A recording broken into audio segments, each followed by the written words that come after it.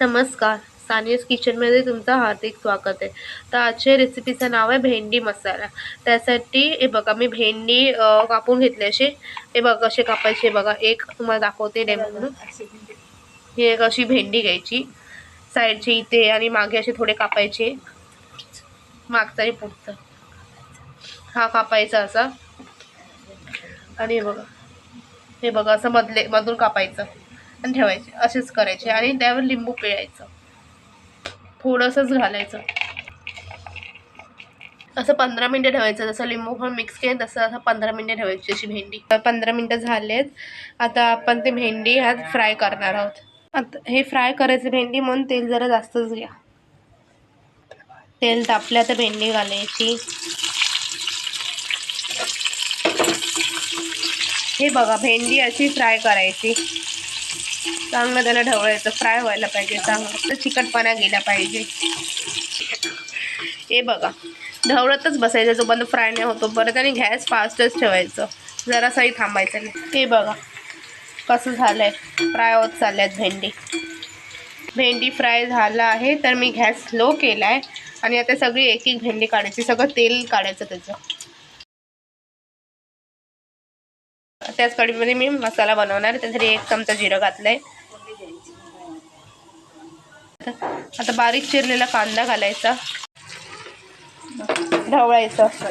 आता कढीपत्ता आणि चांगलं ढवळायचं. जरा लाल होऊ दे कांदा, जास्त लाल नका करू, एवढा बस. चला आता घालायचा टमाटर.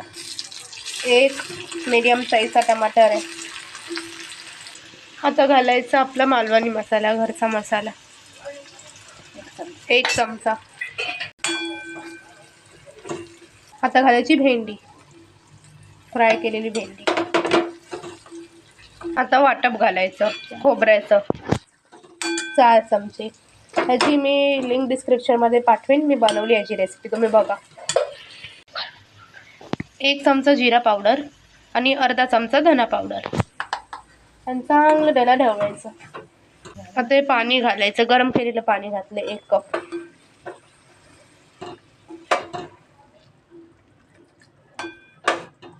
जास्त शिजवू नका, कारण की ऑलरेडी आपण हे फ्राय केलेत भेंडी आणि ते खूप नरम झाले. मग अजून जास्त हे नका करू.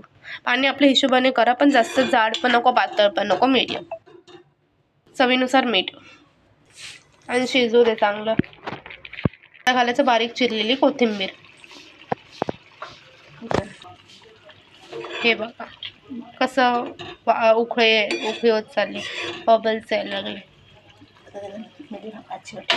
आता त्याला मीडियम फ्लेमवर ठेवूया.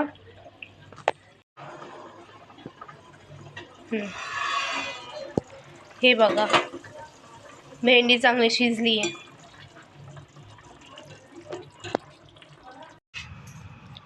हे बघा तर अशा प्रकारे आपली भेंडी मसाला तयार झाला आहे. भाकरीसोबत तुम्ही चपातीसोबत खाऊ शकतात. लाईक शेअर सबस्क्राईब करा आणि इतरांनाही शेअर करा. चला भेटू पुढच्या रेसिपीला. बाय.